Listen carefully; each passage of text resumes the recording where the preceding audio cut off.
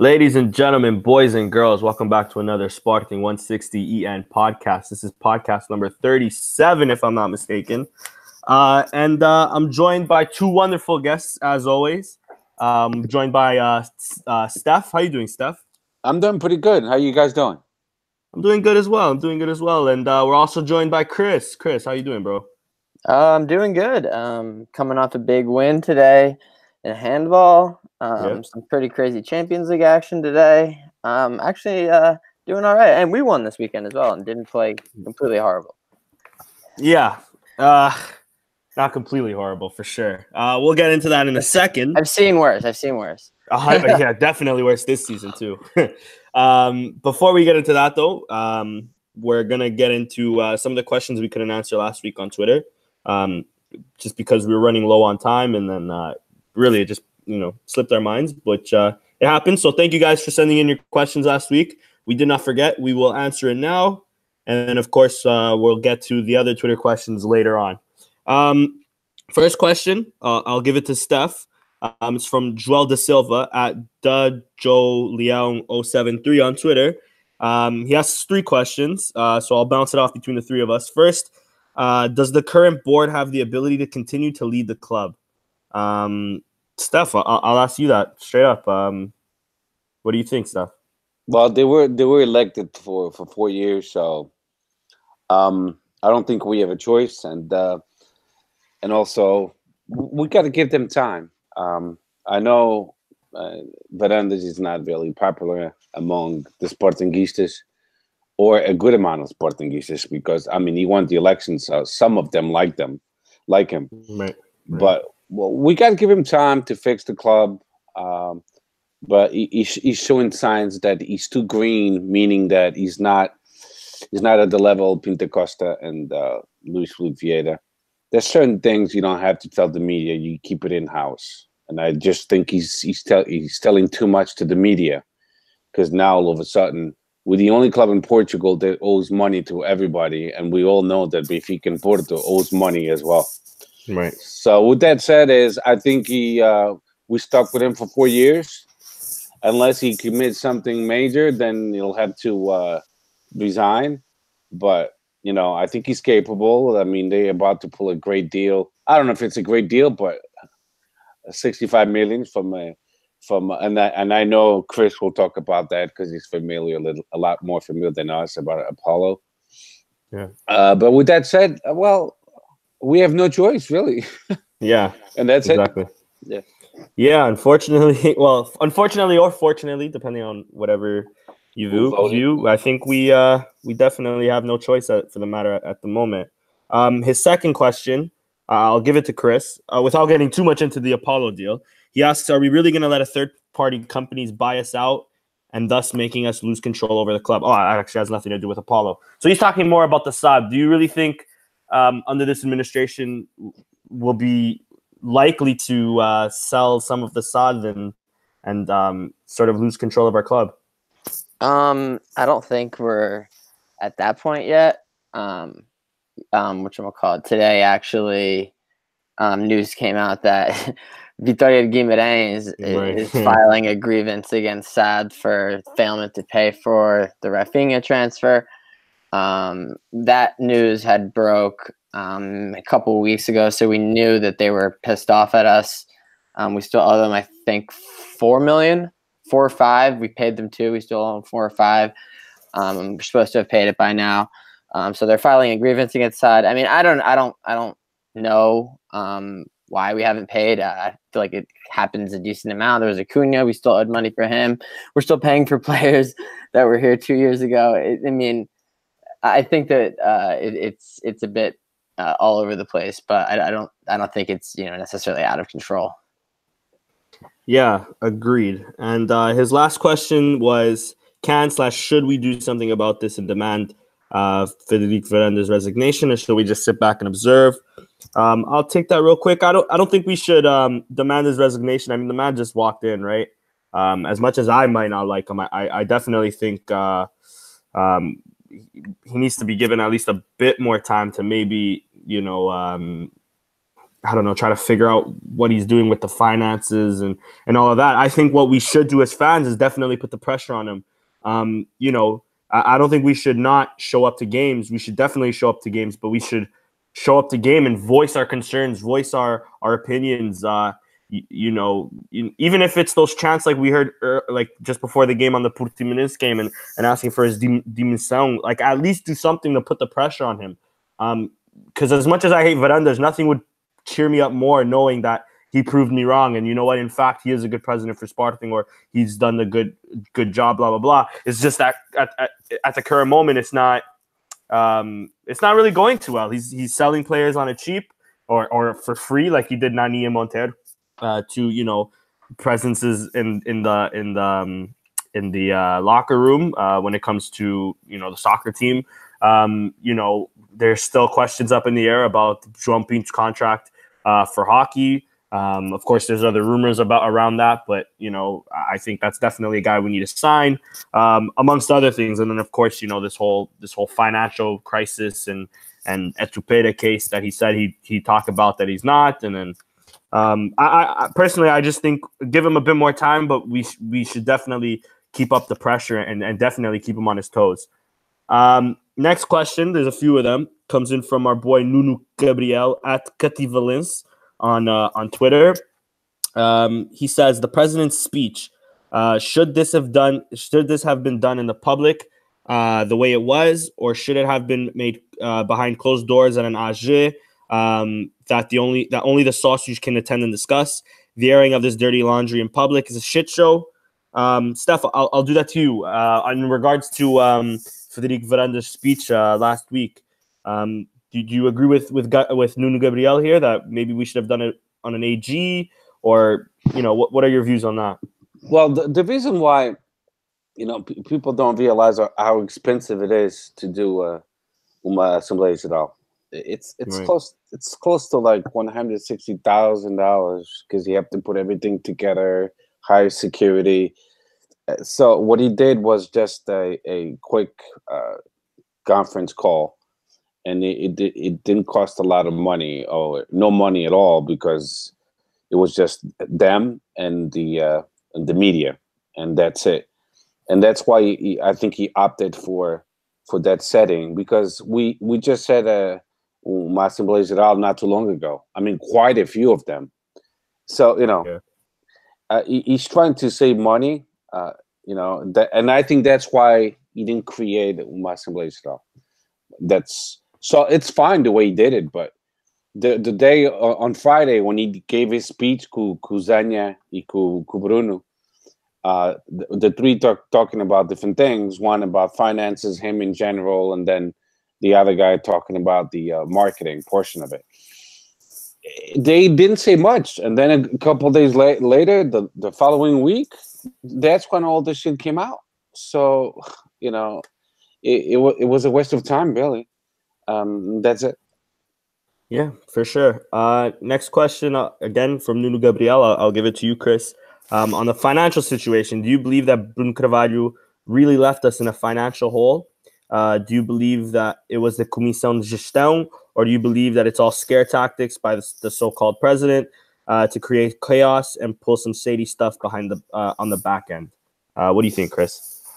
I don't really think it's any one of those three or four things. I think it's a little bit of combination of some of them. Did Bruno Carvalho leave us in a perilous financial situation? No. He actually left it in a lot better position than when he got it. So he deserves credit for that. It wasn't anything ridiculous to overcome. I mean, there's solutions. Obviously, we're starting to see some of them, what they're opting to do, what the options are on the table. I think that Sousa Sintra over the summer has done, of those three, Bruno Carvalho, Sousa Sintra, Frederico Varandas, I think that Sousa Sintra's objectively done the worst job. 100%. But he also, the amount of damage he was able to do in like 5 months wasn't enough that he deserves so much of the blame or whatever. But he didn't help the situation. Acted a little bit recklessly for sure. So I mean, I don't think it's fake. It's obviously not like a manufactured crisis or anything like that. So I mean, that'd be a little bit more on the conspiracy theory side of things if it's all like made up and Federico Verandas just wants to sell the SAD and the assets of the club and enrich himself. I haven't seen that yet, but yeah. Yeah, I agree. Next question is in regards to the Marítimo game. Do you think that the game went on and the score remained at zeros? The team felt even more anxious and pressured to score, making a lot of offensive errors, be rushed in a way and not really well-planned offensively plays instead. Not well-planned offensive plays instead. Steph, I'll throw it off to you. What do you think of that? Do you think we definitely felt the pressure towards the end on Marítimo and that's why we stayed 0-0? Yeah, we spoke about that in the last podcast for a long time. But, to really quick, I agree. I don't want to beat a dead horse, but I totally agree with that statement. Yeah, I would agree as well. Another question from Nuno, of course. In hindsight, of course, would you or wouldn't you have subbed off Jefferson at halftime of the Villarreal game, considering that he already had a yellow and his actions towards the end of the first half was a bit pushing it? Chris, I'll throw that off to you. Of course, in hindsight, like you mentioned, would you have taken off Jefferson at halftime? I'm trying to remember if we had Acuna on the bench or not. No, he was suspended that game. Sorry. Yeah, he was suspended and Borja played left center back and he played wing back. I probably wouldn't have started him. So facts. Realistically, that's probably the change that I would have made. But I mean, you never know if that's going to happen 3 minutes into the second half. That's not Kaiser's fault or anything. Of the person that deserves the most blame likely is the referee. I don't see enough evidence on replay. I don't think he did it intentionally. I just think he kind of tripped over the guy and he didn't even step on him that hard. So it's harsh.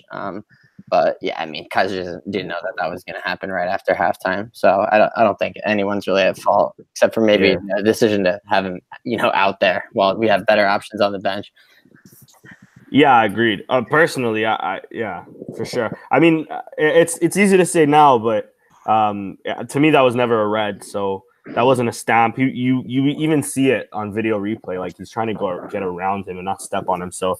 I would have kept him on. I didn't think he was too bad, but I'd agree with you, Chris. I think he shouldn't have started. Last question from Nuno Gabriel. Looking forward to it. I've got questions. This one is more for Danny. Respect, Nuno. Because of his game day tweets, could you please tell us how you really feel about Bas Dost, please? Bro, I'll get started later on about this Portimonense game. But on that Marítimo game, towards the end on that one play, I know you guys talked about it, but I wasn't here last podcast. Let me just fucking quickly get this off my chest. The fact that the guy fucking, closes his eyes, takes his head away from the game when he could have fucking put his head somewhere near the ball and scored it in the last fucking minute is beyond me. I've never seen a striker do that in my life. I've never seen a player do that in my life. Just give up on a play when the ball just comes across and you think the goalie's about to grab it. It was ridiculous, Nuno. Don't get me started. Next question is actually from me on Twitter. I said Kaiser in, Kaiser out, or Kaiser out at the end of the season. Also playing hypothetical, if Kaiser does get sacked, who's a realistic option for next season? Steph, I'll ask you that. Kaiser in, out, end of the season, and if he is out in your eyes, who would you realistically want in? How long is this contract for? I think until the end of next season. I think he signed 2 years and a half. 2 years. Or no. Or a year and a half. I can't remember. Let me Google that real quick. Okay, so let's say if he stays another season, I think he's going to get at least a preseason, and then they're going to give him what he needs, and then we'll see if he can deal with the pressure. If we finish fourth place, it looks like we're going to finish fourth place. If I want to be optimistic, maybe third place. Right. But no more than that. So it's third place to fourth place, the same shit. It qualifies us for the playoff of the Liga Europa. Yeah. So he signed a 2.5-year deal. So his contract will end on July of 2021. Okay. So another 2 years. So I don't think Fernandes will pull the plug.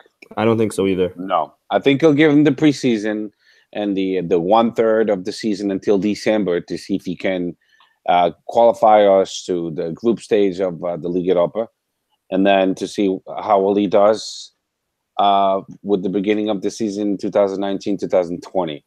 And then depending on that, then he might be out. Let's say if he's out, I would go for someone like Silas. I like him. He's doing a great job with Bill Nance. But, I think the Cardoso just got fired from Spain. From Celta Vigo, yeah. Yeah, he was at Rio. That's another option. And and that's it. That's all. Fair. Next question is from another guy named Danny at DD Marks on Twitter. What is the total enterprise value of Saad? What would someone or someone's have to do to bring, or what does someone have to bring to the table to completely buy out Sporting, hypothetically? Chris, I'll throw it off to you. I don't know if we can really answer that, though, unless you actually know the value of the Saad. And I think, to be fair, there's a lot of rules behind it, too. I don't think anybody can really just come in, put down the money, and buy it out outright just like that. I still think we have to go to votes and stuff like that. I was talking to Rui Chaves on Twitter, and he was even saying, when I thought that we were selling parts of our Saad, that even to sell some of it, we have to go to an AG and still put it on to vote. So I don't think it'll be as easy as that, but I'm not too sure, Chris, if you know anything. No, I would assume that would be the process as well. As far as the overall valuation of the club, it's tough. I know the values of some NBA franchises and NFL franchises, but I don't know how that would even compare to the valuation of European football teams. At least several hundred million euros. Oh yeah. I don't know, 400 million euros. So if you pull up at the table with 100 million euros, you can very easily change the game completely. Yeah. So here on Transfer Market, they give us a total market value of 157.4 million euros. That is probably just the squad valuation. That's a good point, actually. You're right on that. So those are our player assets. So then we have a stadium, pavilion, everything, That's a good point. The players, the total was 179 million. It was on the marketplace. Yeah. Also, those are all estimations for the players. It's not. For sure. Well, all this with the Saudi, it has to do with the CM sound valores. So like Odilmo, they bought 20 million. So they still owe those shares. So it has a lot to do with that. So you could yourself buy a certain amount of ações, and then depending on how much you buy, then you control a percentage of the SAD. So that's how it goes. Right. It's very complex. I'm not an expert in that field either. So I'm not. Yeah, I don't think any of us will try to fake it like we know what we're talking about when it comes to precision on buying out Sporting. Yeah, but the side is all about the ações. Right. It's all about that shit. So if a millionaire comes and throws money, as long as they don't buy more than 51%, then we fine. The club still belongs to os associados. If it goes beyond that, then that's when we're in trouble. Right. All right. Next question comes from Gabriela at Gabriela JUR23. She asks, should Sporting fear its divided fan and associate base as a I can't read today. Destabilizing. Oh my God. Force in the journey to recovering the club financially and sports wise. Steph, I'll give this one to you. How bad how bad can we be with divided fan base and associate base as well? Opa, olha, I'm sorry, eu não percebi nada. Okay, the question is, should Sporting fear its divided fan and associate base, the destabilizing force in the journey to recovering the club financially and sports-wise? Okay, so yeah, the club at this point is very divided, and we were expecting that with the percentages of how much Veranda won with, and Bendito actually had more fans voting for him. And we also spoke about that on the last podcast. But yes, it's a little bit scary because the concept of democracy is a little bit different for a club, because no one is forced to be an associado Sporting. You don't have to be associated to Sporting. You choose to be. So when you choose to be associated to Sporting, it's a democratic concept, but a little bit different. So if you've been in the club for 20 years, you should be, your voice should be heard because you've been there longer. You paid your dues. So I get it. But you shouldn't be, I think if you're in the club 25 years, you get 28 votes. That's a little bit too much. It should be maybe less, like 5 votes. I would be okay with that. Like, you're in the club for 25 years, so for your 25 years, it's 5 votes. I would be okay with that. But now, so with that said, Varandas has no charisma. He has to spin it in a different way. If he's not the one, he needs to find someone that's better with speeches. He doesn't have that gift. Let's put it on the table. He sucks at speaking in front of TVs. He mumbles. He looks sideways. Last time everyone caught up to him, he had an iPod. Someone was giving him the fucking answers. It was embarrassing. So, and to reunite the Sporting fan base, you need someone with charisma. Maybe it's Huberto. He has some charisma. Maybe he needs to call back somebody else to be diretor de comunicação. But I don't know what it will take. Not everyone thinks like the way I do. Not everyone thinks the way Denny Saldana thinks. Not everyone thinks the way Chris thinks. My way of thinking, being a Sportingist, is to support Sporting no matter what, who's the president. It doesn't matter. I'm not going to stop paying my quotas and buy the Sporting newspaper. I'm overseas. I'm not able to buy the game box because if I was in Portugal, I would. Just because I don't like the president and I want to get back at him. I think that's the wrong approach. If you're a Sportingista, you got to support the Sporting in the good times and bad times. So and to finalize and to wrap it up. Yeah, and let me just reiterate something you said that I couldn't agree more with. I agree that, if you've been in the club for a few years, you should definitely have a bit more of a say and a bit more votes. I don't think we should be throwing in as many votes as we did, especially the last election. I was even thinking, after 10 or 15 years or 20 years, you get 1 extra vote, and that 2 votes from one person doesn't really affect the election that much. Sure, you're giving away an extra vote, but it's nothing like saying 20 or 30 or whatever it is, right? I think that is ridiculous. And yeah. Last question comes in from Defensor SCP on Twitter. That's his @ he says, I'll go with an unpopular expressed opinion. I'd like this to be discussed. Many Sporting fans now seem to be economists and business managers instead of discussing football. They pick at everything and nothing. Before the transfer market, we needed a left back, midfield, etc. We get them. Why did we spend? Complaining to the board, comparing it to previous one. Sporting exposes previous mistakes. Ropa suja. Complaining about the club not telling the members sensitive information. When reports are released, we shouldn't admit to that. Is that correct behavior? Those who want Varandas out, do you want him out now? And what are your solutions? Hashtag constructive criticism. And do things not take time? Why not make judgments at the end of the season? So that's actually a really good question. I'll start off with Chris. As he was saying, we're sort of bipolar to a certain degree. We're sort of economists instead of soccer fans. We say one thing and then want another thing. Is that the correct behavior that we've been given or shown as fans? I know I've spent a lot of my time recently being a financial analyst and like stock trader, which I'm gotta say I don't love it. Yeah. And the reason that we're all doing that is because the season's over.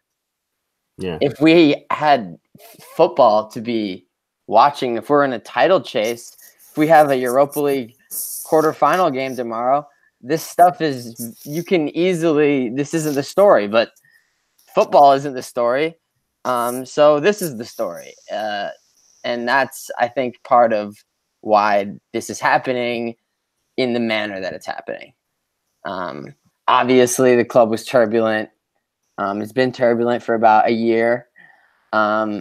So, you know, but they say in sports, winning fixes everything. I don't know if it necessarily solves all these problems, but it at least makes them not everyone's business to be worried about as much. And, you know, the clubs, the players are good, whatever. So, I mean, there's not much to worry about other than the games, which is what we all want to worry about.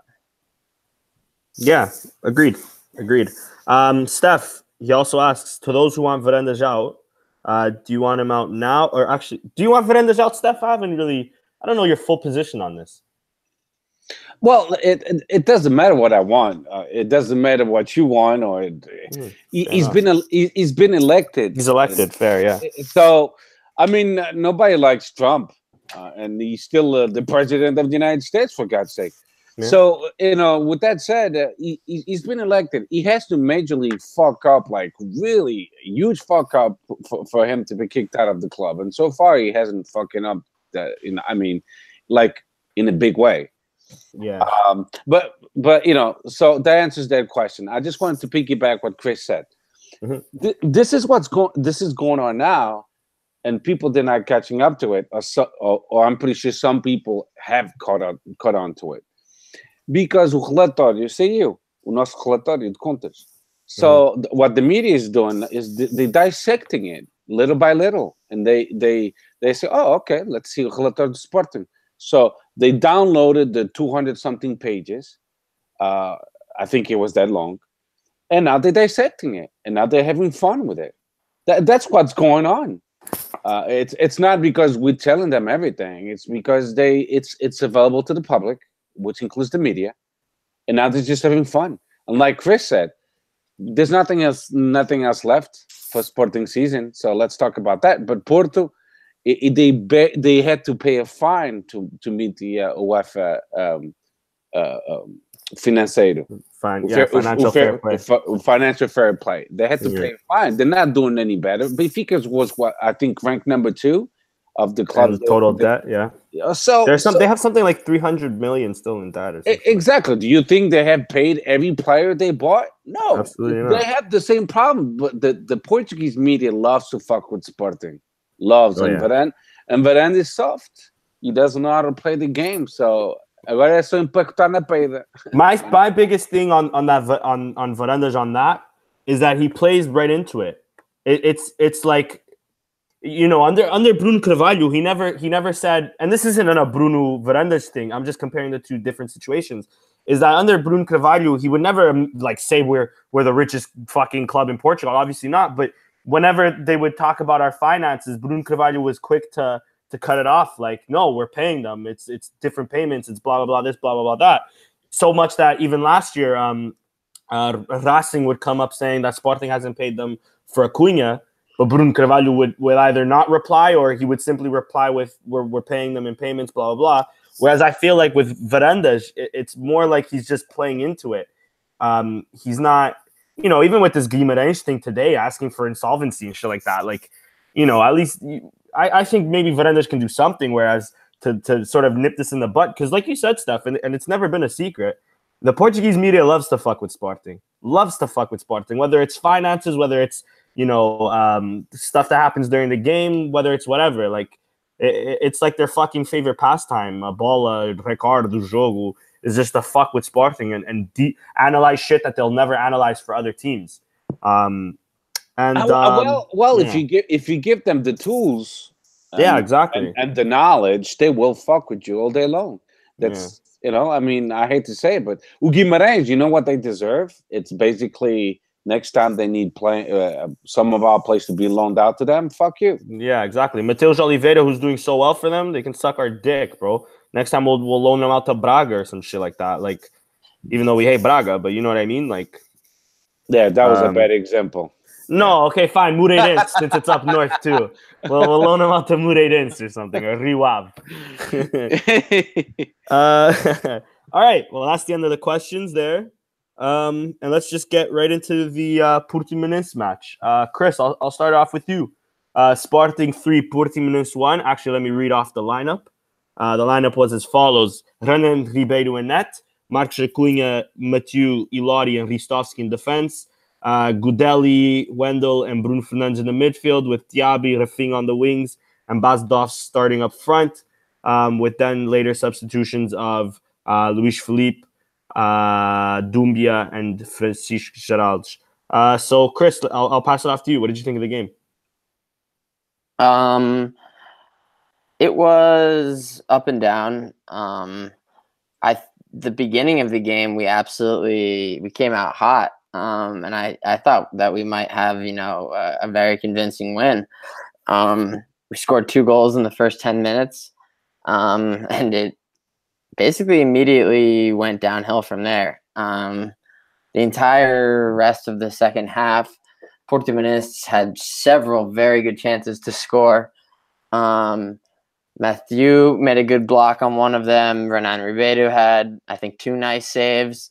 And then right before half, a half volley from like 30 yards out hit the underside of the bar. So realistically, we could have easily gotten in that half tied. We probably deserved to, and they did score. Paulinho scored, so they scored one of their 4 or 5 clear cut chances, but they could have scored more.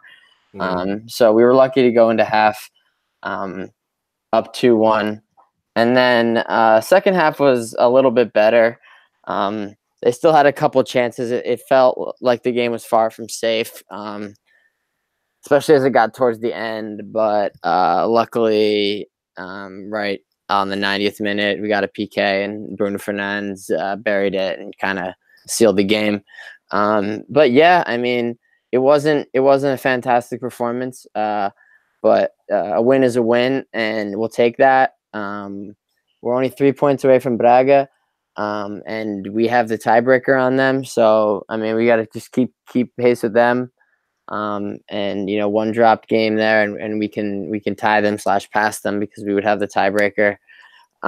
So yeah, I mean, at this point in the season, I don't know if we're gonna get a game that's super convincing from start to finish, but we gotta just keep scrapping 3 points. So definitely had to win this game at home. Yeah, agreed. And Steph, I'll ask you the same question. What did you think of the game? Disgusting. Yeah. Yep. I mean, we have no rhythm. There's no consistency. Like we say in the Portuguese, gíria, jogamos aos solavancos. It was like disturbing to watch Sporting, like one great play and then a terrible play afterwards. We're still missing too many passes. There's no flow of the game. There's no chemistry. Like it looks like the defensive line with the midfield is not connecting. The midfield is not connecting with the offensive line. There's no domino effect. It's like we watching a game de solteiros contra casados, basically. It's a pickup game. Hey, we get to the park. Hey, I'm the captain and you're the captain. I pick that guy. Okay, I pick that guy. And it looks like it's just like that. And now they can blame the fatigue because they only play once a week. Exactly. They have the whole fucking week to practice. Now, if somebody says, os jogadores estão cansados, vai para o caralho, meu. That excuse is not going to fly anymore. So, I don't know. I mean, like Chris said, that we won. We got the 3 points. We're just 3 points, away from Braga, which could have been. We could have been tied up with them if we did our obligation against Marítimo. But no, we tied the game, and at least 1 point behind only. But I'm not going to go into details about the game. Chris just did it, but I don't know what's going on with Gudelj staying. We want to keep Gudelj. Are you kidding me? I heard that on the news that we're trying to find a way to keep him. Are you kidding? Are you kidding me? That guy is good for nothing. He's not a number 6. He's not a number 8. He's really good for nothing. It bothers me. Ilori, like we suspect, he's not that good. He's terrible too as a center back. I don't like him. You guys now you see him in action, so you tell me. But I'm telling you, he's not that good. I welcome Ivanil Fernandes back next year, which I saw that on the news, and Duarte, which is in Sportivo de Coruña, doing a great season. Yeah, we'll welcome that back with open arms. Oh definitely big time. Diaby, I mean, everyone likes to pick on Diaby. He's not that bad, actually. I like him, but when a team is terrible, then he looks terrible too. Doumbia, I would definitely invest more time on Doumbia. Yeah, Idrissa Doumbia, he shows a lot of quality. He shows a lot of skills. So I'm expecting great things from that young man. Luis Felipe, people forget he came from a second division, from Passo Ferreira. He was doing great. But now he's being rushed into a crisis situation, and they're not passing him the ball. Good crosses to him so he can score goals at all. I haven't seen one cross to the fucking guy. I've seen a couple, but nothing that he could have actually scored, and we could have said, "Damn, he missed that goal. That was an easy one to make." Nothing like that yet. Like Bas Dost. Bas Dost has been having some great chances, and he's been missing them or passing to the side to his imaginary friend. We'll talk about that. But besides that, I welcome Mathieu back. That was good. Mathieu played a solid game. Enormous. Yeah. Stefan Vitovsky, I'm kind of disappointed. I was expecting more from him, so I do miss Piccini big time. Yeah. Acuna, I love the guy. He's got the Latino blood. Bruno Fernandes, what can I say about this guy? We're going to sell him for a good amount of money, and hopefully with that money, we'll pay some debt, and we'll get some good players. I don't think we're going to keep him next year. And they keep on saying that we're going to build the team from next year around Bruno Fernandes. But how much are you going to pay him? Are you going to pay him $4 million a year, $5 million a year, salary-wise? Personally, I think that is just propaganda from Sporting, and good propaganda. Let me just say that. I think that I think it's almost guaranteed that he's gone. I just think we're selling that story so that teams don't think that they can come in, look at Sporting's financial situation, and be like, "Hey, buddy, here's $40 million, and we're doing you guys a favor." Where Sporting is then in the position to say, like, "Nah, fuck off. We want 60 or whatever the case may be, and that's our price." You know what I mean? So I think it's just more of us trying to play hardball, sort of thing. Yeah, maybe. Hopefully. And if that's the strategy, I kind of like it. But the strategy, which I accepted and I welcome it, which is to renew his contract and better his salary, and then up a cláusula de rescisão, I'm okay with that. If they want to up it to 150 million, it to 150 million, and he's willing to take the bump, and then he collects it until June or July or until August, and then he's sold. I'm okay with that, and that would be a smart move. And that's all I gotta say about this game. This game was not entertaining at all. It was disgusting to watch. I really thought it was a game of the Campeonato de Portugal, do distrito lá de Aveiro. Third division. It was an ugly game. I'm telling you, no flow, no. That's why when we play from against us. Yes, that's why when we play against Benfica and Porto, it's like, oh my God, vamos ser goleados hoje. We're not at the same level as those two teams. They play in a better football. A couple notches up on Sporting. And hopefully by the 2nd of April, we'll be in much better shape on the second playoff game against Benfica. Because I hope we win that game and we go to the final no Jamor. But if we play the way we are playing, I don't know, because Benfica is playing well. You know, I mean, you saw what they did at the Dragão. I don't want to talk about it, but they're playing well. You know, they motivated fucking Bruno Lage. He knows his players, and I think that's why we fucked up this year. It's letting Tiago Fernandes go. I would have kept Tiago Fernandes. Nope. Sorry, go ahead, Steph. I would have kept Tiago Fernandes, and because he knows the youth quite well, and I'm not saying he was going to be like Bruno Lage. That's not what I'm saying at all. Fair. But what I'm saying is, we have quality in the under 23 team, and so why not use it? Because if you have Jovan Cabral, Miguel Luiz, o Geraldo, and then you have João Silva, you have o Pedro Mendes, you have a lot of quality in the under 23 team. If you don't promote them to the A team, what's going to happen? The motivation for them goes down as well. So if you promote them to the A team, the motivation will go up. I don't know if you guys saw the Juvenis game against Benfica, 3-1, after we signed 12 of those players, contrato profissional. They beat Benfica 3-1, and they played an amazing game. I did watch the game. So, you know, the motivation goes both ways. So Benfica is using it to their advantage because they're promoting all these players from the B team and the under 23 team, and they're playing well. And I believe we could have done the same thing. People don't follow things with detail, but I do. Iniciados, under 15, win first place. Juvenis, win first place. Juniors, we just won. We tied against Praga at home 3-3, and we in third place, but only 2 points away from the first place. Under 23, we're in second place. If we win against Estoril this week, we'll be in first place as long as Rio Ave doesn't win. Yeah. So we're in good shape in the youth.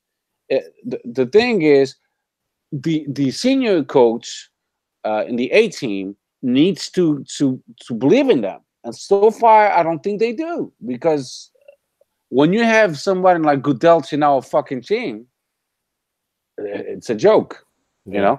But so quickly on the Gudelj thing, I think the only reason why we're keeping him is because if I remember correctly, but I remember hearing an interview. Now I don't know if it's Sousa Sintra or Gudelj, but I'm pretty sure it was Sousa Sintra saying that he comes on loan this season, and then it's a mandatory buyout clause from us. So then we pay out his Chinese club, and we have him and he signs a 4-year deal with us.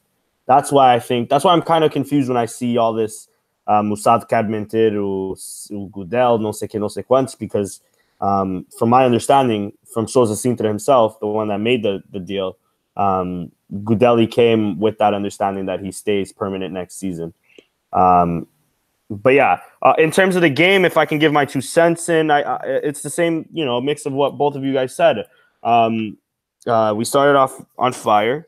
A quick chance from Rafinha in like the opening, I think 8 minutes or something like that, and then we scored back-to-back goals within 2 minutes, and then we decided to go sleep, and Portuguese really took over. I was watching this game with my dad, and I'll tell you, the guy's 58 years old. I thought the guy was gonna have a heart attack eventually, seeing all these attacks from Sporting, when I don't know if it was Paulinho now, but the moment he hit the bar and went bar down and out, I was convinced my dad was going to fucking start. I don't know, man. Like, it was bad.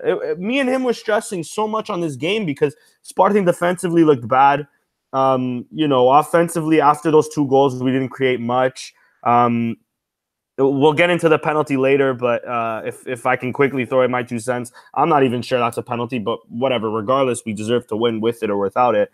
But truthfully, if it wasn't for Mathieu and even Renan, and I give Renan a lot of stick on this podcast, but if it wasn't for those two, I think Portimonense walk out of here with another win, another 4-2 like we did against them at home earlier on in the season.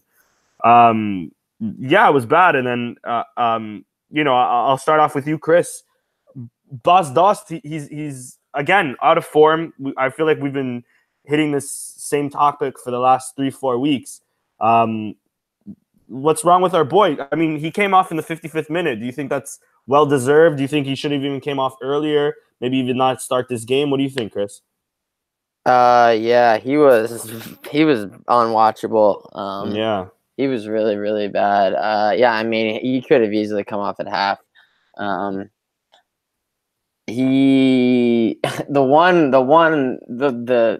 The pass heard around the world, that breakaway where he's clean through and he passes it to the side to no one. The amount of times I saw that video, I wanted to like burn my eyes. Yeah. Just to forget that I had ever had to see it, let alone 500 times. So yeah, he was abysmal.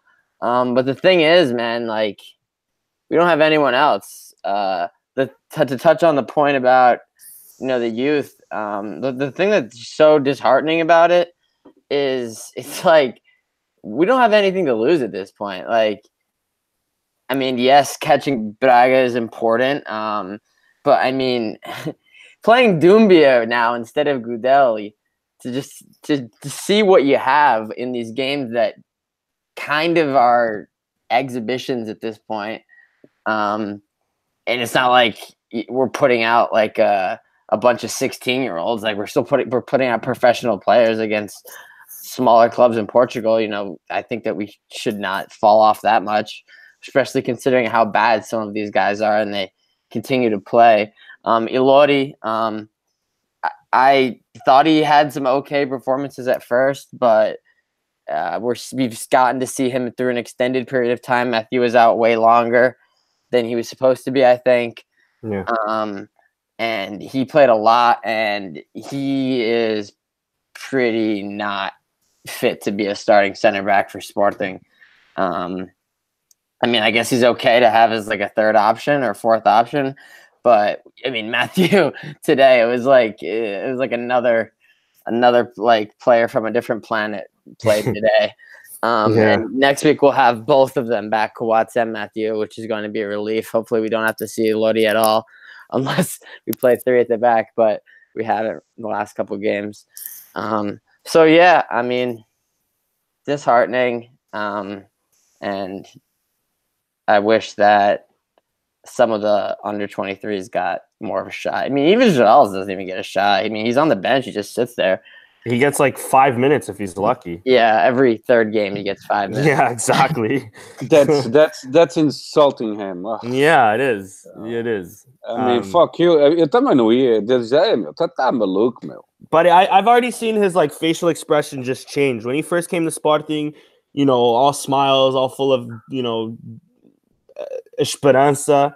And then now it's like he comes in towards like I see him warming up in the 88th minute. He looks pissed off. He looks like he doesn't want to even fucking, be here. And then we lose fucking players for free or at the end of their contract like they do, like we did to Thiago Jallo.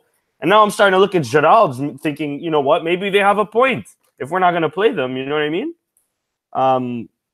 Quickly, just to keep this Bas Dos talk, and we talked earlier about the under 23s too, and just now.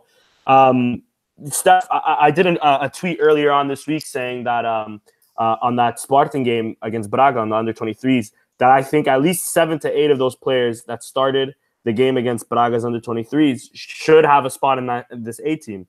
I was talking about Jovan, Luis Max, Gerald, Paz, Thierry Correa. I'm forgetting Cabral. one. Sorry? Did you say Cabral? I think I said Jovan. I mean, even Pedro Marques, and that's who I was going to mention last. Pedro Mendes, at least the one that's starting for the A team. Yes, but again, a good target man. Steph, would you have at this moment, as we see Luis Felipe, like you mentioned earlier, he comes from Paços Ferreira. He needs a bit more time, but in my eyes, from the little I've seen of him, it looks like we signed the Paços Ferreira player. Let's be real. Do you think Pedro Mendes or even Marques, but in this case, we'll talk more about Mendes because at least we've seen him more often this season. Pedro Mendes can come in and fill in this Bas Dost role for now, at least, until he regains his form or regains his rhythm back. What do you think, Steph? Or is it too big of a jump? No, too big of a jump. Yeah, Pedro Mendes is not quite there. I mean, it would be like a last resource if we didn't have any more strikers. Oh, shit. Now let's call the young player. I think you would be burning him in a team that's not playing well. When you want to bring up certain players, you have to have a system that they will be able to fit in like a puzzle, and then they can slowly show their skills. But if you put Pedro Mendes now in this chaotic environment, we're just going to destroy his confidence. So no, it's too soon for him. I mean, I think he's only 18, Pedro Mendes. So it's yeah, that's what I'm seeing now online. Oh, is he? Okay, never mind. Yeah, 18. I thought he was older. Okay, my bad. My mistake. Yeah. No, it's cool. But, I don't think so. But we have some amazing players in the under-23 team that they could definitely make the jump. And for some reason, we're not. Maxi, perfect example. Tall guys, been the Sporting DNA since he was a little kid. He's from Braga, as you know. And Sporting got him. He's been champion of under 15, under 17, under 19. He knows what it takes to be champion of Portugal, even though it's the youth. But still, it's more and more difficult and very competitive in Portugal. Why don't we give him a chance? We just bought off Ribeiro. We gave $1 million. Well, I don't think we gave any money to Estoril because we haven't been giving any money to anybody anyway. Yeah, but ativamos a cláusula de compra. So we told Estoril we want to keep him. For what?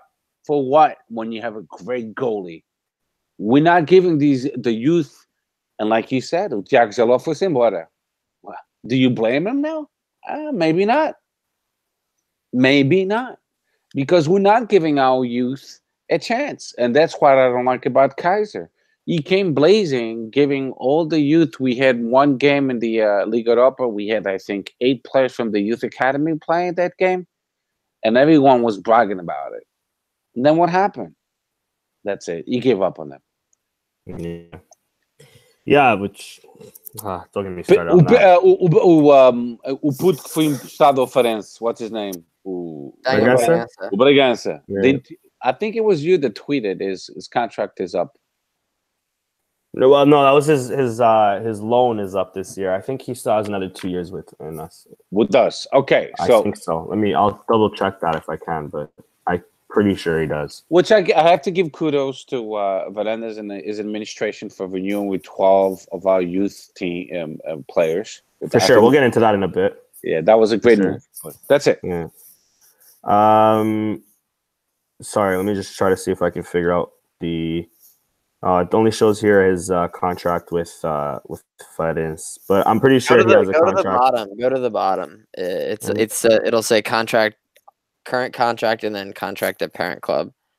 It's like halfway down towards the bottom on that. No, yeah, I just see contract until loan from Sporting under 23. Like it doesn't show contract until whatever. I guess they don't have it for Bragança. He's probably too not known yet. But anyways. Last question on Bas Dost, really. I'll ask both of you.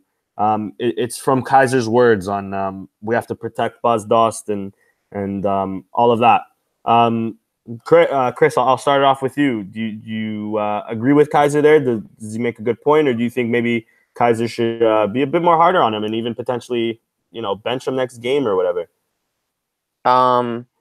Yeah, I wouldn't mind to see him start a game off the bench. I don't think it'd be the worst thing for him. His confidence is so low right now. I think he kind of needs a wake-up call. And also what he needs is a shot to deflect off his shin or something, and just so he can see the ball go in the back of the net. And that's something that happens with strikers sometimes. They just need one to ricochet the right way to get out of the funk. So you kind of feel bad for the guy a little bit. He has been a great serviceable striker for us. His goal scoring record is still, very impressive when you look at what he's done. So obviously I agree with Kaiser. You can't I guess, alienate him from the locker room. I mean, you got to keep him integrated. He's one of our higher profile players.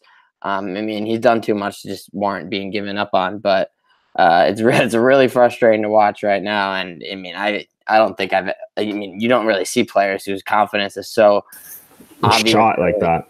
It's so so apparent. You can just see it. Everything he does, it's so obvious. He looks afraid. Like my biggest fear about him is he looks afraid to shoot the ball. Yeah, I mean, he doesn't want to miss. Yeah. Like, don't get me wrong. He's done that a few times in his time here at Sporting. I remember last year complaining about the same thing. But man, like I've never seen it this bad before. Like every single time a ball gets to him, he's trying to pass it. Yeah, the other one where he ran past it, which actually ended up being a decent dummy, but like I mean, but take that on. I think that was the Villarreal game. Like fucking, we're tied or we're losing at that point. Like just fucking go for it, man. Yeah. Yeah, I get you there. Frustrating. And Steph, same with you. Kaiser's words on Bas Dost. How did you view that? And what do you think about that?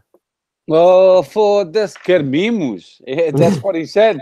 Kermimos. It was his memes, man. I don't earn $2 million a year. I mean, he's getting paid well. Are you fucking kidding me? This is the 21st century. Kermimos. He gets paid $2 million a year. Plus the bonuses, I'm pretty sure all Sporting players, not only Bas Dost, got a nice bonus when they won the League Cup.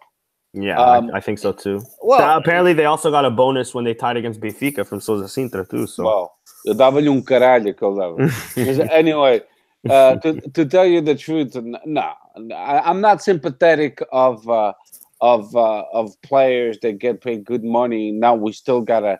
Yeah, of course I will support my team and I will support every player. When I see they give me 100%. Yeah. Don't ask me now, Epa. I don't know what's going on with him. Then he needs to talk to a psychiatrist. I don't know. I don't know what to tell you. But it's not going to be me. Oh, mas não quer que vou dar abraçozinho, beijinho, caralho. No, that's not the way it goes. Because we are called fans. We have eyes in our faces. We see what's going on the pitch. He's not giving us 100%. Like that pass that you just spoke about, you and Chris. Yeah. I saw the replay like 20 times. But seriously, like Chris, I saw the replay like 20 times. I was trying to figure it out in different angles. Epa. Who was he trying to pass to? I'm with you guys there. I was doing the exact same thing. I think it was like Speedy Gonzalez. The fucking this. Já estava no segundo anel. Já estava no estádio da Luz, oh caralho. The guy is fast. Yeah. Oh, this. And that's why I don't agree with Kaiser when he says, talking about a professional player, oh, we got it, got dar miminhos, o caralho, não sei mais que. I got to go to work every fucking day because if I don't, they don't pay me. You know?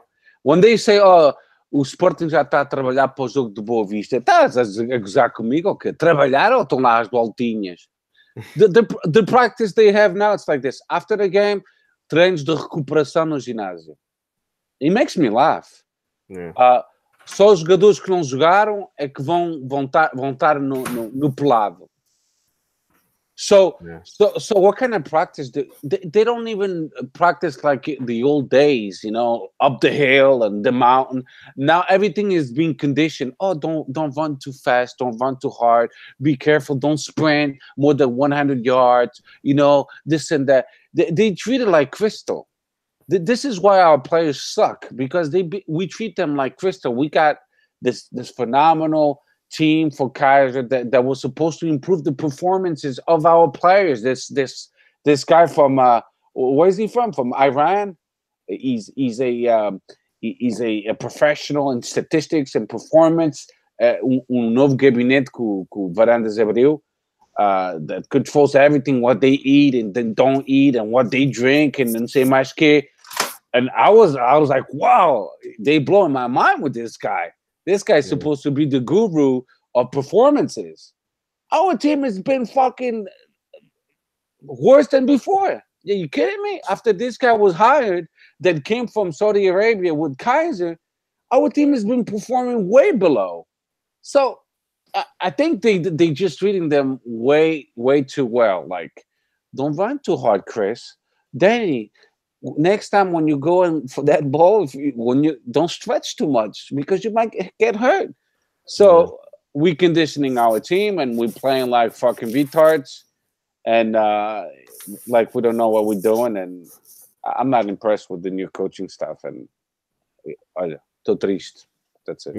Yeah, same. And last on Bas Dost, I promise. Quick answer, Chris: bench him or don't bench him next game? Bench him. Bench him. Yeah, Steph? I mean, I've seen enough. Sorry. Yeah, same. Steph? Bench him, but he's still getting paid. Yeah, but maybe put him in the 65th minute or something. If we need a goal, for play, sure. He can still play. Just I think we should start like sub him on for sure, but definitely start on the bench. I think this is beyond professional. I think it's all in his mind. They need, seriously speaking, I'm not kidding. And I've said this before in another podcast. We used to have a psychologist back in the day, Jorge Jesus, and then we fired him from Brazil, I believe he was. Mm-hmm. And the team was actually performing well.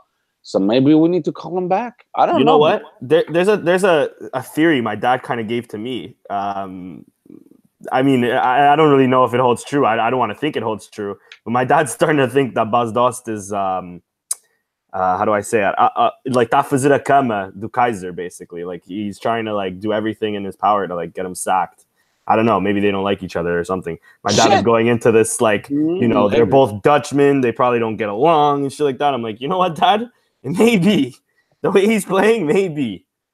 But, yeah, anyways.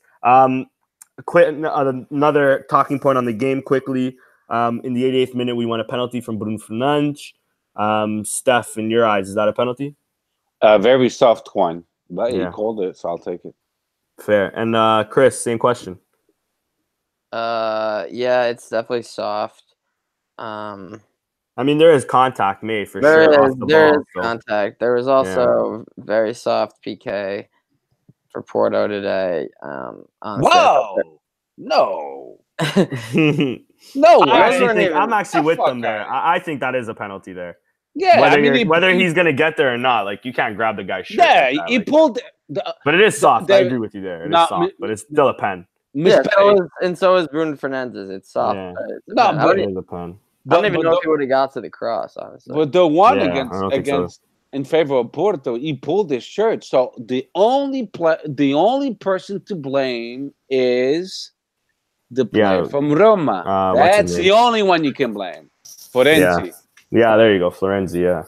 He's the only one to blame. Why the fuck would you pull this jersey? Because, now there's the VAR. They're going to replay. So it's a dumb move. If I'm his coach, he's benched. You're not going to play. Because there's the VAR. They're going to replay. He pulled his jersey for a few seconds, and a few seconds in replay, it's like 30 minutes. Yeah. All right. And then last question when it comes to the game, simply with Coach coming back from suspension, Mathieu healthy, Thiago Ilori, I mean, excuse me, he's done okay, but for the most part, we're not really impressed.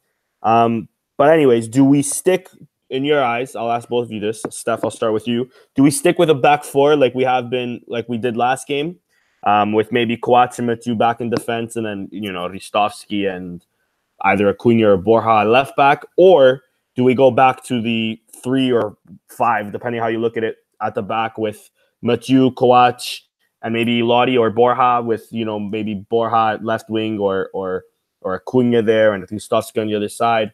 What do you think, Steph? Do we stick with 4 at the back, or should we change it to a 3 at the back with Coach coming back?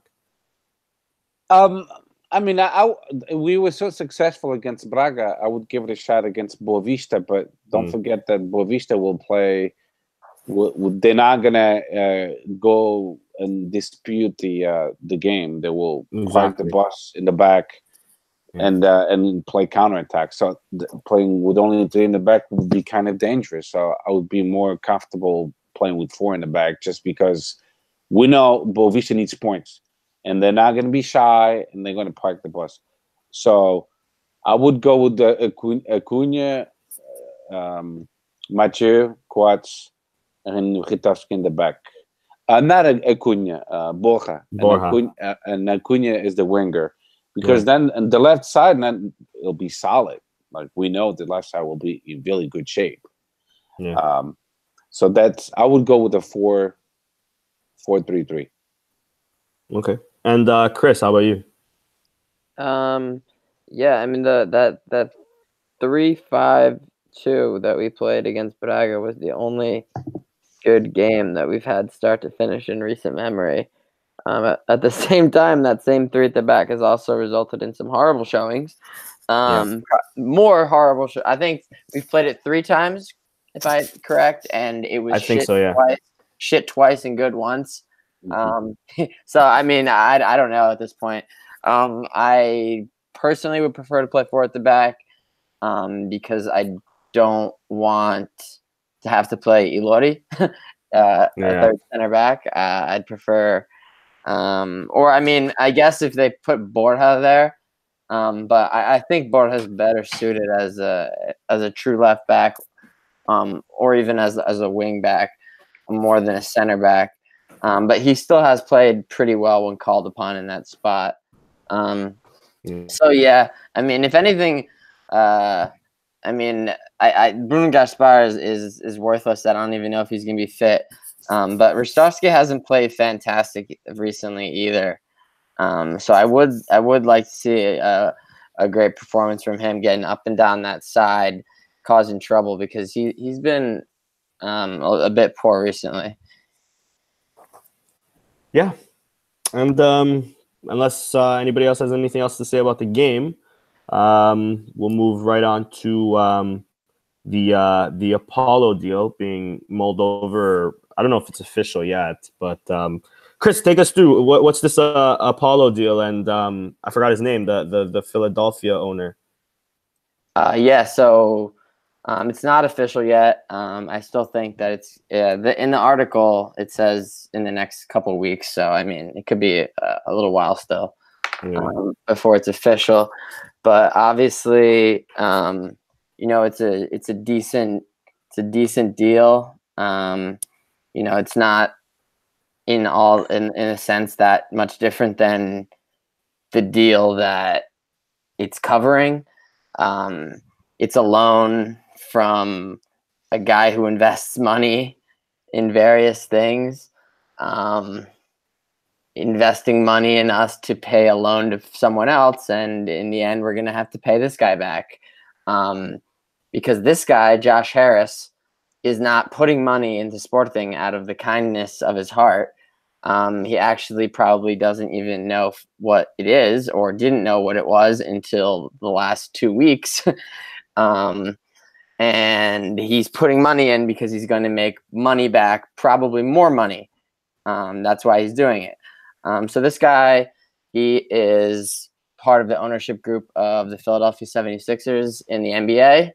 He also owns the New Jersey Devils in the NHL, and him and one other guy from the Sixers ownership group also own an 18% stake each in Crystal Palace. So combined, they own 36% of Crystal Palace, which is a fairly significant amount.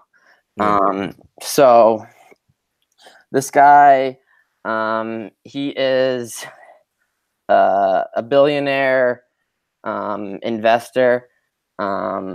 He has had some issues just as far as kind of being a bit shady, because I don't know how many people are familiar, but the Sixers share an arena with the Philadelphia Flyers, the hockey team, but he owns the Devils. So it's kind of a weird situation there, because the arena that they play in is getting old. So this guy doesn't want to pay for a new arena in Philadelphia, especially considering that he doesn't even own the hockey team in the city that would theoretically share this arena. So he keeps threatening to build his own arena, just abandoning the Flyers to play in this shitty old arena, or if they wanted to build a new one, it's their prerogative then. And moving the team and building a new arena for the Sixers in New Jersey. The Sixers training facility, they just built a brand new training facility, and that's just across the bridge in New Jersey as well. He owns the Devils. They have their own arena in Newark, New Jersey.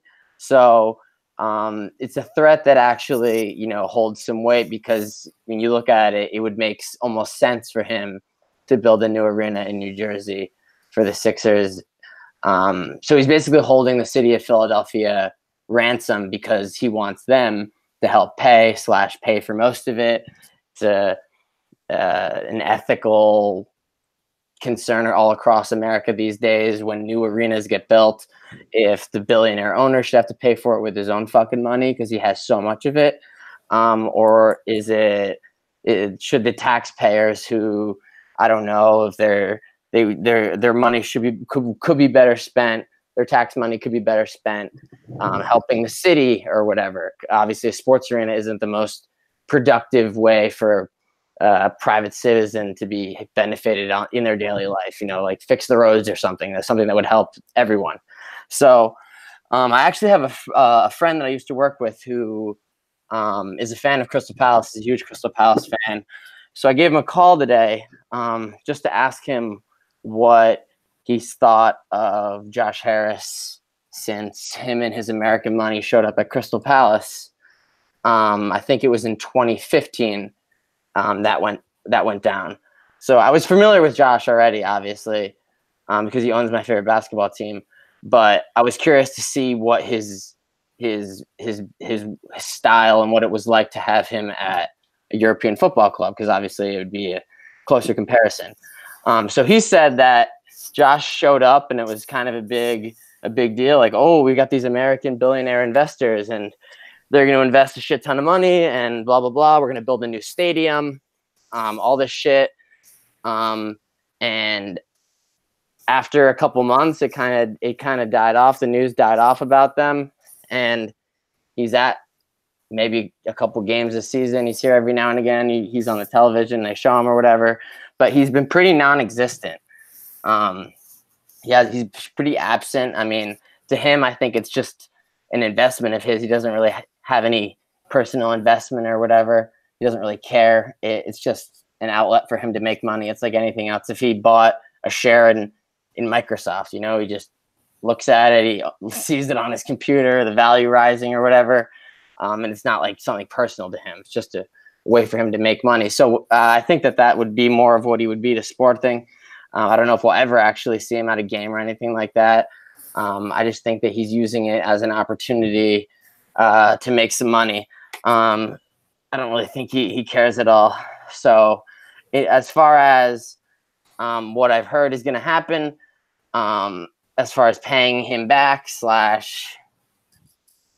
paying him more back later, I heard it's going to come out of the NOS TV deal, which is a 10-year deal, which just started this season, I believe. And it's worth 500 million euros. We've already received 200 of those million euros. So realistically, I'm guessing with what we're going to owe this Josh Harris and now Paulo back, probably like maybe 80 to 100 million. So almost 2/3 probably of that TV money is going to be done. And we still have like 9 more years left on that deal. So, I mean, it's not a great situation to be in, but it could be worse. Yeah.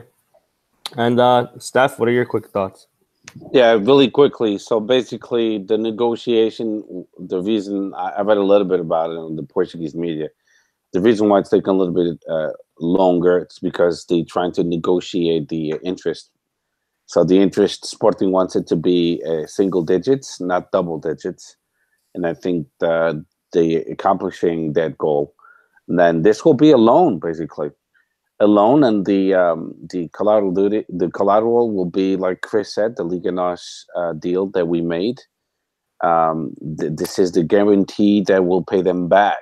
Because nowadays, everything has to be guaranteed before you, like when you ask for a loan for your house, the bank knows that if you don't pay it, they'll keep the fucking house. So it's the same deal. Hey, it is what it is. I guess that's what Veranda can do for now. It's a risky staking, but if Sporting wants to rebuild and repay everyone they owe, he has to pull this deal because the banca, they asking for $43 million now to pay them back. So he's kind of forced to make this deal. So now the question is, okay, you're making this deal of 65 million, so you can pay the bank. That's fine. So this will be good until December 2019, which means he has to sell players. He has to cut salaries. He has to maybe fire people, lay off people. That's a possibility too. They've been speaking about that. So why the fuck are you bringing back the basketball team unless you have sponsors that will pay the team, which that's fine too. Yeah. So in the whole scheme of thing is Sporting has to rely again on the youth, on the academy to rebuild. If you build with what we have and sell the players that make too much money, like Bas Dost and and other ones that they're not performing the way they should be performing, and start rebuilding, like Paul Bento. I don't know if you remember when we got second place 4 years in a row. Sporting were playing with the youth, and we did quite well, actually. Yeah. So we have, and that's the only way that Sporting will be able to sell players, get a bunch of money, pay off our debt or whoever we owe, renegotiate with the bank. That shit is still going. Reconstructação or some shit like that, right? Yes. So I mucked up on the word too, bro. Yeah. The deal with the bank is still not closed. They still have to close that deal. So this 65 million is it's just buying us some time, like Chris said. We're just buying time to say, okay, we need to fix it this way. And the only way I can see it myself as a simple fan is sell the players that you have that will make you money and rely on the youth, and don't pay fucking players $2 million and $3 million and $4 million if you can't afford it. Pay less. And I know it's going to suck for a little while, but that's how you rebuild your team again. Look at Benfica. Benfica, if you look at them now, they're playing with players not making a lot of money. All the youth they put in for. They've been. You know how much on average an under 23 player makes a month? No, enlighten me. Like 3,000 euros. It's not much, is it? Yeah. No. Exactly. So then if you tell them, hey, listen, we're gonna pay you 20,000 euros for this, they just won the lottery. Yeah. That's absurd. That's what Benfica is doing. They basically, hey, we're gonna better your salary. O Ferro, o Central, and essa gente toda, o João Felix, that's what happened. João Felix, I think he's making decent money now. Yeah, for sure. But anyway, so Chris, he went into detail. I'm not gonna go into detail because I don't know as much as he does. But all I know is that's why it's taking a little bit of time, and we're gonna have to pay them back. And we're gonna have to be smart. And if I was Varandas, I would say, listen, I don't need 9. This is how many vice presidents we have. I think we have 9. I don't need 9 vice presidents. I just need 1 for this. Yeah, exactly. For this. E chega e sobe, caralho. Oh meu, é verdade. But the thing is, you're gonna have to cut your, some employees. You're gonna have to. It's a no-brainer. It's like, olha, tu já ficaram sem taxa. You gotta go. And then I'm going to be fine with a team manager for handball, a team manager for basketball, because we'll have a team manager for this and that. I'll stay with Albuquerque. But we have too many taxas no Sporting. Mm-hmm. I mean, how many assistant coaches do we have in the A team? I don't even know. It's like 8 probably. Exactly. Yeah. Why? At least, he gives at least 4 or 5 handshakes right away when a goal's given. Fuck, man. Simplify things. You have your coach, one assistant coach, physiotherapist, a doctor, and the goalie, and the coach for the goalies. That's it. Simplify things. Don't give me that shit. Oh, we a professional club. No, that's all fucking baloney. If you simplify things, you'll see that the club will sustain itself. And then give more personnel to o Jornal do Sporting where it's needed, social media, because we suck at that. In social media, we're terrible. So, and that's small salaries, because if Sporting was smart, they would vet a few people like me, you, and Chris, and we would actually do it for peanuts or even for free, just a T-shirt signed by all the players, and we'll be all fucking happy. Hey, cafiche meal, you know. But anyway, so our Sporting is struggling because they want to. They have too many bullshit jobs that they. I don't even know half of the vice presidents, to tell the truth. It's so many of them. I don't really want to know them. They so irrelevant to me. Yep, I couldn't agree more with both of you. Quickly on this, I think we'll quickly dismiss it. Also, news coming from CMTV, maybe 2-3 days ago. já começa mal, right? No, o CMTV é como o TMZ na América. Não vale. I know. Well, they're saying that Ricciardi is again moving forward. He's promised 200 million euros, 6 to 8 players with immediate entry into the squad. Bruno Fernandes maintained, be champions in short term, and put Sporting in the first European line and fight for finals of the Champions League.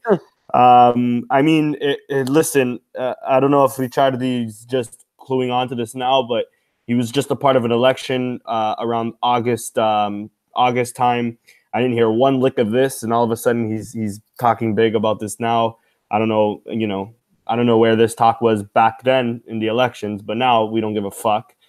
And 2, it's CMTV, and that's probably the most cancerous fucking news outlet I've ever seen. Second to TMZ maybe. But guys, quick thoughts on this. I know it's nothing crazy to go into detail with, but Steph, what are your quick thoughts on Ricciardi's 200 million euro promise?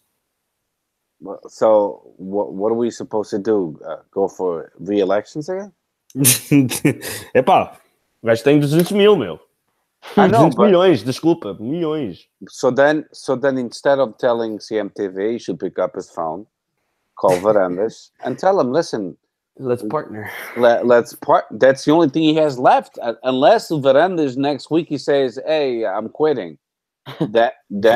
Then he can do something about it. But as of now, unless he calls Varandas and then they both strike a deal together, that's the only option he's got. Because who's the president now? Frederico Varandas. Pronto, acabou aí a conversa. Não há mais nada a dizer. Yeah. Chris, if you have any thoughts on that? I mean, why are we calling up Josh Harris from Center City, Philadelphia, to get 65 million if this guy's got 200? I think we could probably get a better deal with one of our own, in quotation marks. Right. So I mean, he's full of shit.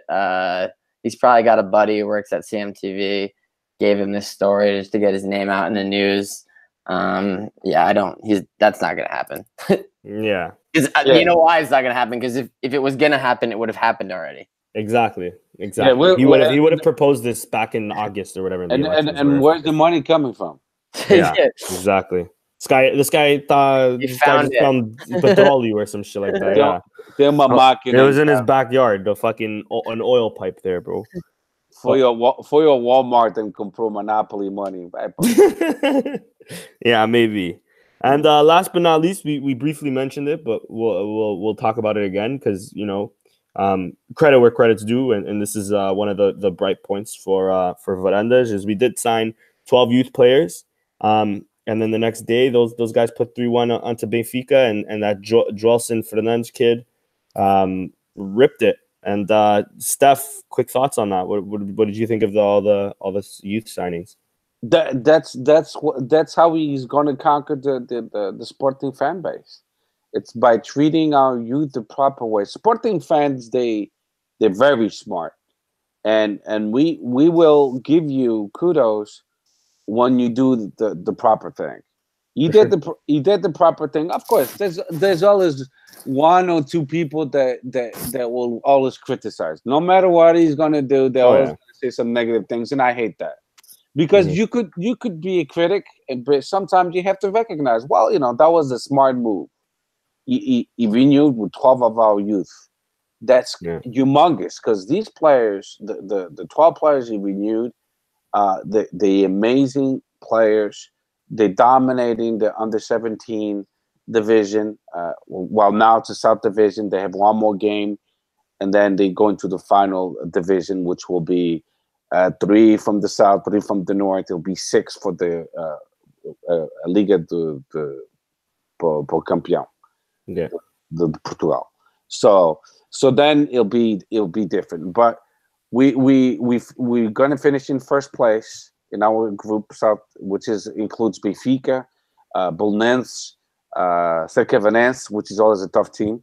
So yeah, that was a great move by him. So now he's got to do more of those moves. He has to, and if he's doing this because he's predicting in the future that's how he wants to mold the senior team, that's really smart. I mean, that's humongous. Then, like Ivanil Fernandes, Duarte, all these players, Bragança, renewed with all of them because they have so much potential. But then next year, call them to the A squad. Then everything makes sense. If he's just going to renew with them and then not promote them to the A squad, it's not going to make any fucking sense. You know why? Because we're going to end up loaning them. Yeah. So, but I liked it, and I'm expecting much more of that. But to sustain all this, not only the 65 millions is needed, but the 65 millions, we're not going to see that money, people. We're not going to see. We're just going to give it back to the bank, give it to the bank, pay the bank. That's why we're getting this money. This is the bailout. So to sustain all this, we're going to have to sell players. We're going to have to. We have no other way of doing it. Yeah. All right. And with that being said, we're running a bit short on time. We'll go right into the Twitter questions. First one, funny enough, actually comes in from my brother, David F. Saldanha. I think it's a really good question, to be fair. He asks, and his Twitter handle is @David F. Saldanha on Twitter. He asks, how in favor is the panel in blowing up the team, getting rid of all the dead weight and only keeping those we know that have quality to fight for a spot in the 11? Okay, that's the first part of his question. I think the second part would be a lot more fun. So Chris, I'll give that one up. I'll give that one quickly to you. How in are you for just blowing up the team, selling everybody, and just starting from scratch? Obviously, keeping maybe a handful of players, but yeah, I think that partially might happen. It kind of sucks because we're going to lose a lot of the players that we'd want to keep. I think that Matthews probably gone. I think Bruno Fernandes is gone. I think Bastos is potentially gone. So, I mean, obviously if a decent offer comes in for players like Ristovski or Diaby or Acuna or Wendell, we're going to have to take a look at them. So I think there is going to be a lot of movement. Unfortunately, some of the players that we hate the most, I think, are most likely going to be here. Players like, well, I mean, people don't really hate Renan. I mean, most people I feel like are just kind of indifferent towards him. Yeah. He'll definitely be back. Ilori will definitely be back. Udele seems very likely to be back. Diaby's going to be back for sure. I mean, and then there's a lot of question marks on, the younger players, what's going to happen to them. I mean, I really hope that everyone gets a fair shake in preseason. There's a lot of young players that are there, and I think are very close. I think that Daniel Bragança is very close. Whatchamacallit? Even Bruno Page. Barbosa since he's been loaned to Pasfadeda, he's been playing well. They're a machine. They don't Balde as well. Balde, yes, they're they've opened up like a 10-point lead now. They're going to be champions of the second division. They lost their star player, and they just kept humming. So, yeah, I mean, and then even in the under 23s, as you mentioned, a lot of the guys, even Geralds, I think, would throw into that crowd. So there's a lot of guys. So hopefully they all get their fair shake to make the team. And, obviously some people are going to be brought in as well. So I just hope that they're smart investments. That's all. Yeah. And then the second part of his question is really the main part of his question is, let's say we're all in favor of blowing up the team, and that's what we're going to do. Just sell off everybody. Let's pretend it's like an NHL expansion team. Besides Bruno Fernandes, let's just say we're going to sell them guaranteed, point final. A maximum of 5 players you can keep. Only 5 players, and then the rest will either be new signings or the under 23 coming up. So you can't keep any under 20, you can't hold on to any 23 player. They'll come up anyways. If you can pick 5 players on this team, Steph, I'll start with you. Pick 5 players on this team, and then everybody else is sold. Who would you pick? Okay, so basically I have the list in front of me, so I was kind of predicting it. So I was reading your mind. Beautiful. So goalies. So Maximiano, he's going to be promoted for sure because Salam will be gone. So Ribeiro, we all know, we just activated the clause, so he's staying. André Pinto is gone. Borja, we're keeping him. Bruno Gaspar, I hope we sell him. Coates, I would keep him. Jefferson, I would sell him. Mathieu, we know he's gone. Kritovsky, I would still keep him. And I would promote Thierry Correa. Lodi, I would keep him as a 4th option. Marco Acuñas, I would sell him. I would keep Pataglia because now he's got no market. He's still injured. So I don't think no one will buy him for the time being. Bruno Fernandes, we're going to sell him for a lot of money, and we need his money. Bruno Paz, I would promote him. Chico Geralds, I would give him a real chance. Doumbia, I would give him a real chance. Goodels, I would ship him back to China. Miguel Luis, I would promote him. Petrovic, as much as I know, I love his commitment, I would sell him. Right. Gonçalo Plata, I don't know what to expect from this guy. He's still in Ecuador waiting for his visa. Wendell, I would keep him. And then you have Bas Dost, I would sell him, get some money before it's too late. Cabral, I would bet on him. Philippe, I would keep him as a 2nd, 3rd option. Then you have Rafinha, I would keep him. And that's it. All right, so Steph, from those people you just mentioned, if you can only pick 5 to stay and everybody else is sold, who's your 5? Foda-se, vais-me fazer repetir. Just the 5 that stays for you. Just 5 players that stays on that list. For me, I would keep Coates as defense. I would keep Battaglia. Okay. 2. The goalie, I wouldn't keep Ribeiro, but we have no choice. All right, for sub, fair. For sub, Kritovsky, even that's though, 4. And Chico Geralds. And that's 5. Chris, how about you? The 5 players that you pick to keep, and then the rest go vai pra vida. Rafinha, I'll take Ribeiro out. Okay, fair. I'll take Coates. Yeah. Rafinha. Battaglia. Borja. One more. I guess it's pretty much between, this is keeping in mind that we keep our U23s. Yeah. And then I would probably say probably Acuña then. I think that Rostovsky is more replaceable. So yeah, I'd agree. I'll do Coates also, Rafinha, Wendell, Wendell, Borja, and I don't know. That's a good question, actually. And I'll do fucking what's his face. I'll do Sheikh Geralds too. All right, cool. Next question comes in from Casa de Paiva at mpaiva7. Chris, I'll ask you this one. At what price do you think is fair amount for a team to acquire Bas Dost? And second question, I'll ask to Steph. So, what do you think the price tag for Bas Dost would be if you're Frederic Verandas? What are you asking for? I start at like 25, and then I take 20. Fair. That's what I think he's worth. He's almost 30 now.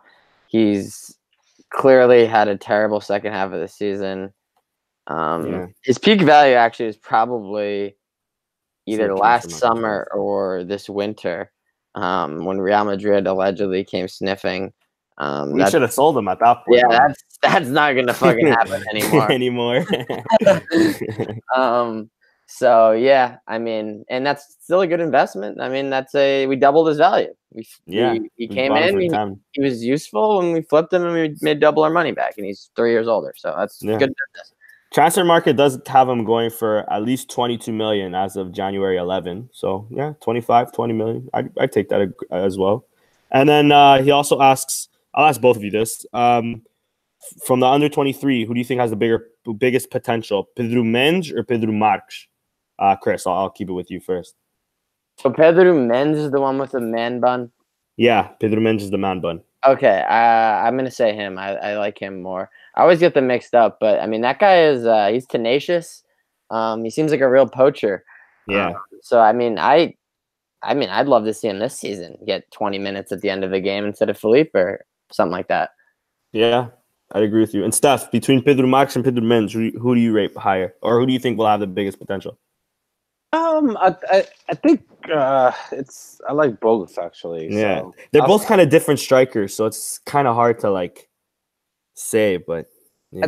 I think both will have a chance sooner or later. Yeah, I agree. Rather soon than later. Yeah. All right. Next question comes in from João Leão at the Portuguese SCP on Twitter. He asks, with our current finances and situation at striker, what should be our next course of action? Do we wait for Bas Dost to ever regain confidence or simply move on to youth? Perhaps even going in for an established striker if we have the funds. Steph, I'll give that one to you. Well, we still have until May. So that's the end of the season. Yeah. So there's nothing we can do now until May. The only options we have is basically what we have, which is Felipe, Bas Dost, Pedro Mendes, Pedro Marques, and that's all we have. Really, it has nothing to do with money at this point in time, because the market is closed. Even the Russian market just closed. So, and the only markets available, they're irrelevant. They don't have any good quality players. So it is what it is. With that's all we have. So now I think Kaiser has a good chance to say, you know what, fuck it. I'm gonna experiment a few things. All we need is to keep away from Moreirense, because being in third place or fourth place is the same shit. You get the same benefits. You're just gonna get a playoff in the Liga Europa. It doesn't matter. You don't get a bronze medal when you finish third, so it doesn't matter. So to me, I would do some experiments. I would say, you know what, Gudelj, you can stay on the bench. Bruno Paz, let I'm going to bring him up. I'm going to test him. Odumbia, let me put him at number 6, and put Gudelj on number 8, because they keep on saying he's a number 8. He's not a number 6. So let's put him at number 8, and let's try him against Boavista as number 8 and Dumbia as number 6.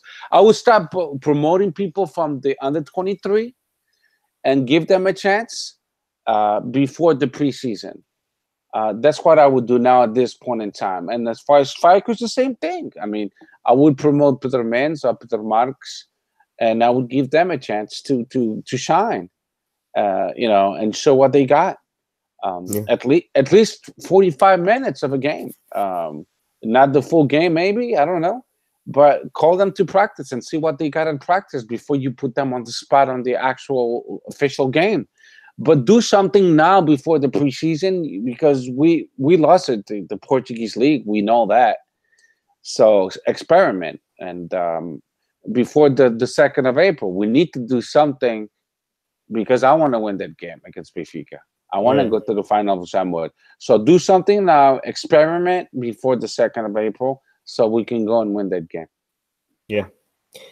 Next question comes in from Kevin at Kev1 and Arouge6 on Twitter. He asks, which players from the under-23 or below would you already put in your first team, starters or bench? Chris, I'll ask you that. I feel like we've answered that question a lot, but under-23 or below, which player would you have on your starting or bench? Chris? You're on mute. Yeah. I just realized. And then I was trying to get back to that tab. So I'm gonna go Miguel Luis, Cabral, Pedro Mendes, Daniel Bragança. For sure, yeah. And maybe Abdul Conte or Thierry Correia. I think they're a little bit further behind that pack. Yeah. And I put Geralds in that first pack as well. Yeah. Well, good shout. And last question comes in from Joel Da Silva at JoeLeong073 on Twitter. He asks, should we try and get Slimani back? Yeah. So there's been rumors circulating that Slimani's going to leave Fenerbahce and his plans are to return back to Sporting. Steph, would you take Slimani back? Yeah, of course I would take him back. But we've heard that same song, the violin song, for about a year and a half now. Oh my God! So I don't believe it anymore. I believe it when I see it. Yeah, same with me. Same with me. But I would easily take him back with open arms. Oh yeah, of course. Clarkson. Yeah, but we definitely want to see that first happen. All right, boys. We've come to the... Oh, sorry. Actually, no, we haven't come to the end. Steph, modalidades, or at least a quick report on what happened today?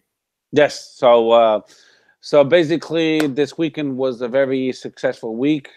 Under 15, we won 5-0 against Lusitano. We in first place. Juvenis, we won 3-1 against Real. We also in first place. Plus, we won 3-1 against Benfica in the middle of the week. Yep. So we juniors, we won. We tied 3-3. We let it tie the last minute of the game against Braga. So now we basically in third place with 5 points, just 2 points away from Porto and Benfica. They're in first place. And then the under 23 won 3-2 against Braga, and we also in second place tied up with Estoril with 29 points. In first place is, believe it or not, Rio Ave with 31 points, but still a lot of games left. But we're doing well in all the youth leagues, different youth leagues. Then futsal, Sporting, we won for the Portuguese Cup 7-0 against Mercedes. So that's a team from the Serra. Then Feminino, we lost 5-0 against a good team, Nova Cement. Handball, we won over the weekend 33-27 against Us Belenenses, and we won today against Football Club Porto. I watched the whole game. What a phenomenal game, 26-23. Yeah, big win. So we're still not in first place because I don't know if you guys know, in handball, even if you lose, you get 1 point. Yeah.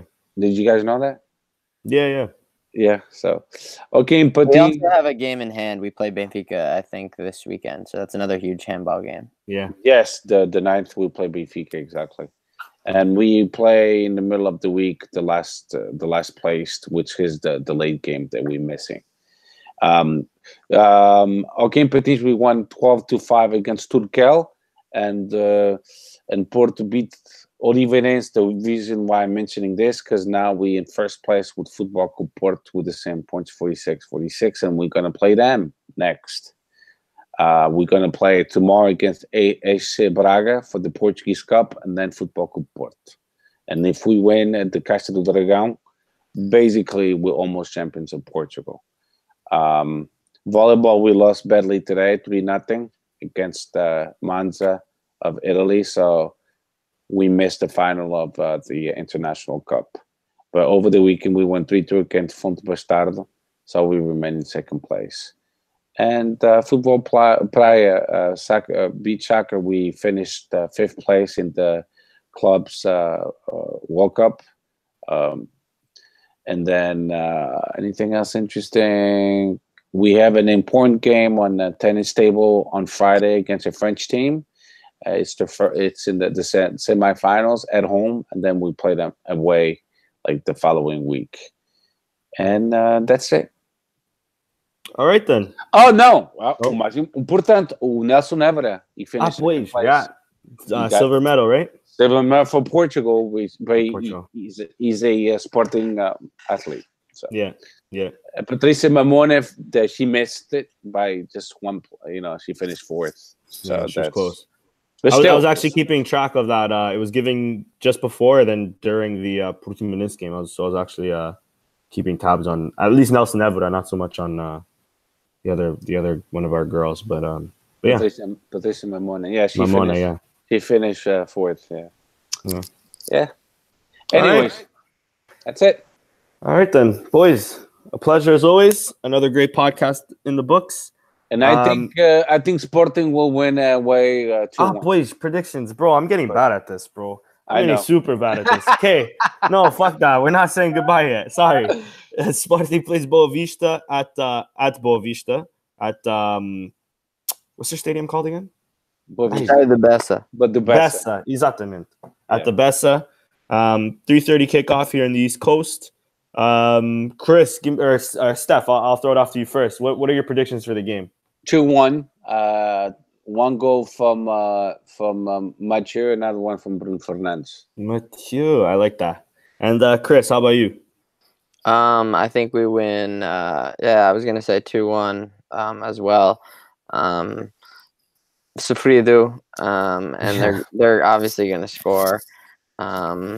So yeah, I say Bruno Fernandes is likely to score if we're gonna score goals. And I'm going to go Diaby with the other one.